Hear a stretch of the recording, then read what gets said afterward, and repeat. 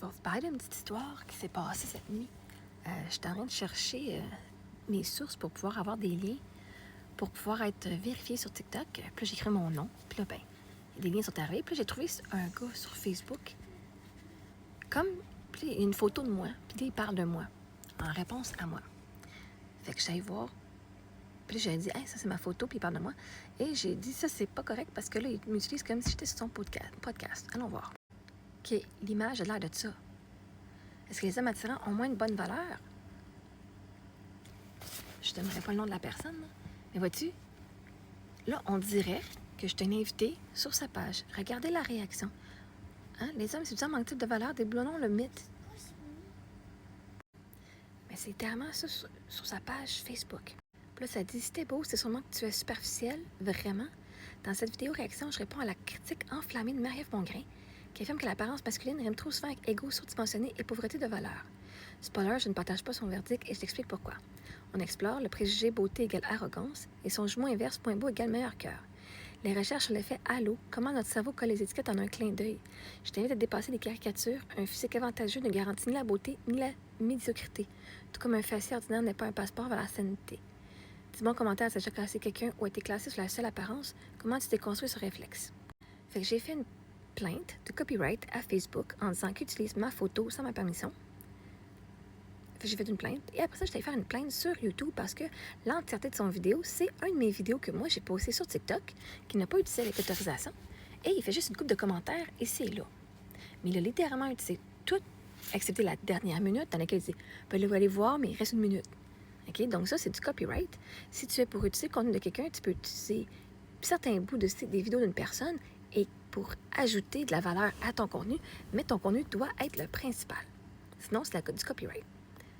Alors, avant de faire ça, j'avais écrit en message privé. J'ai dit au gars, OK, là, un petit peu. Alors, ça dit, et le gars, son nom, je vois que tu avais besoin de vues pour ta page YouTube. Il m'a utilisé comme sujet plutôt ce mois-ci. Je te demande d'enlever comme je n'autorise pas l'utilisation de ma photo pour promouvoir ta page et ton contenu. J'ai pas écouté ta vidéo. Ça, c'est avant que j'écoute la vidéo. Mais j'aimerais que tu me montres quelle vidéo je déclare que les beaux hommes ont moins de valeur, car ça m'intrigue. Ce n'est pas mon discours, comme je dis tout le monde, a de la valeur. En fait, j'ai partagé que le plus beau gars avec qui j'ai couché m'ont traité plus comme de la merde que les moins de mon goût. Ce que tu as fait à mon sujet est erroné, donc de la diffamation. Alors je te demande d'enlever cette vidéo et se pose de ta page Facebook. Ton image de la vidéo de YouTube montre comme si je suis affiliée à toi ou que je vais apparaître dans la vidéo. Donc c'est de la fausse publicité.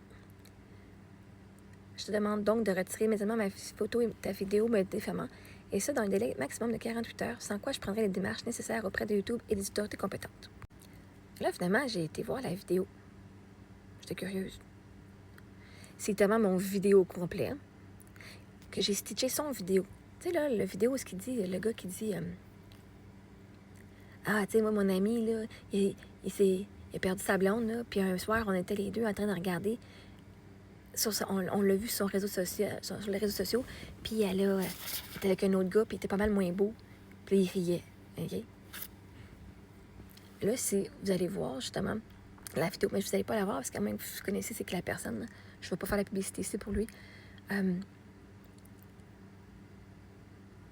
Littéralement, il disait que c'est moi qui l'avais exposé quelque chose en public, alors que c'est lui qui a exposé son ami. Alors moi, j'ai écrit finalement, après avoir vu la vidéo, j'ai écrit ceci. En passant, j'ai pris le temps de regarder ta vidéo.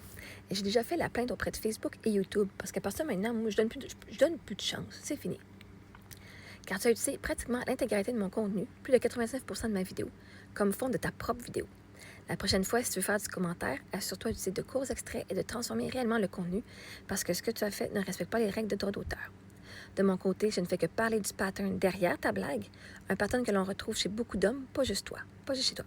Tu l'as d'ailleurs confirmé toi-même dans ta vidéo en avouant que c'était un guilty pleasure et que vous avez eu du fun à rire de ça, même en privé. Il riait que la fille avait un gars moins beau.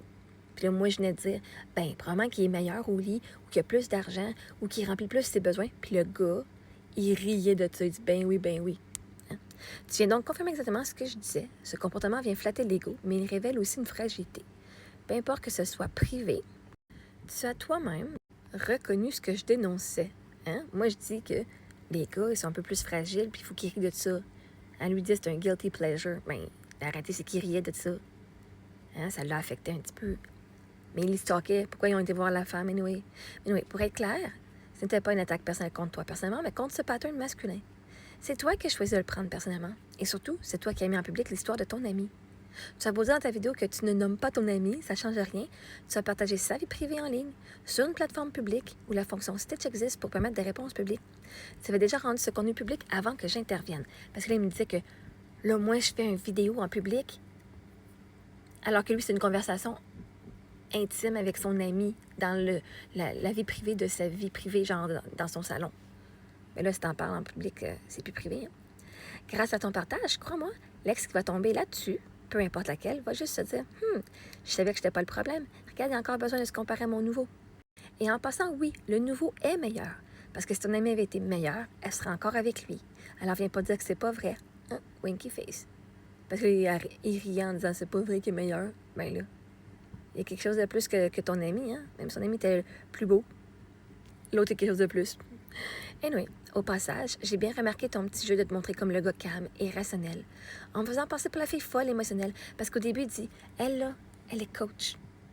Puis là, elle embarque dans son vidéo, et là, elle vit ses émotions, elle est émotionnelle, alors que moi, je suis ici, très calme, et je vais le faire de façon calme parce que c'est pas moi, ça. Ça, c'est un classique, une belle blessure masculine déguisée en supériorité.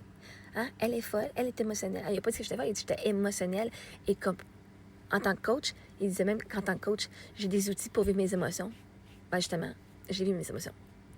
Un homme vraiment masculin qui a fait sa guérison émotionnelle et qui n'est pas triggeré dans son ego ne rit pas des femmes qui vivent leurs émotions.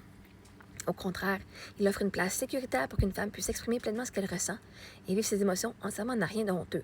Et en passant la vidéo où je ne dis pas mes émotions, et lui, il disait que parce que je n'étais pas d'accord avec lui, que là, j'avais été provoquée là, à cause de mon vécu.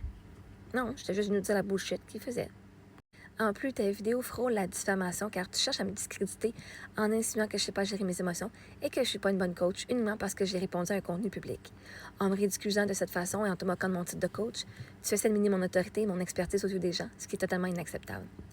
La vidéo a déjà été signalée pour atteinte aux droits d'auteur et YouTube s'en occupe. La prochaine fois, assure-toi de demander la permission avant d'utiliser l'image ou le contenu d'une personne, surtout pour l'afficher sur Facebook et YouTube, comme si elle avait participé à ton podcast, alors que tu as simplement volé son contenu. Tu aurais peut-être pu même à la place me demander directement si j'aurais voulu participer à une discussion avec toi. Sur ce, je te souhaite bon succès, une belle guérison et je te souhaite le meilleur. Fait que ça, c'est le gars. Je ne vais pas vous nommer son nom parce que je ne suis pas ici pour venir faire une publicité pour le gars. Mais c'est un gars que j'ai fait un stitch en juillet sur la joke qu'il a faite. Mais voyez-vous, les jokes que vous faites, là, vous venez littéralement dire au public c'est quoi vous faites. Et son ego a été pogné, vraiment. Ben non, on fait pas ça pour le fun. On faisait ça pour le fun, mais vois-tu, vous avez bien regardé.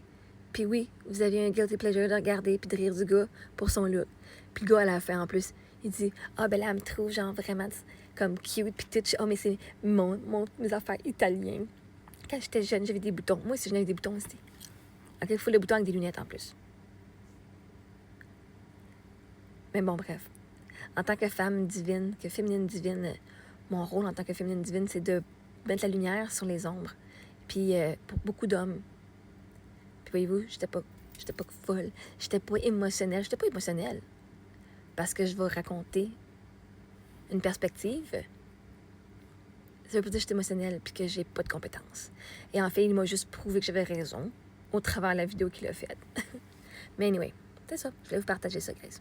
Fait qu'aujourd'hui, j'ai officiellement fait mes 2 premières plaintes de copyright infringement avec Facebook et YouTube.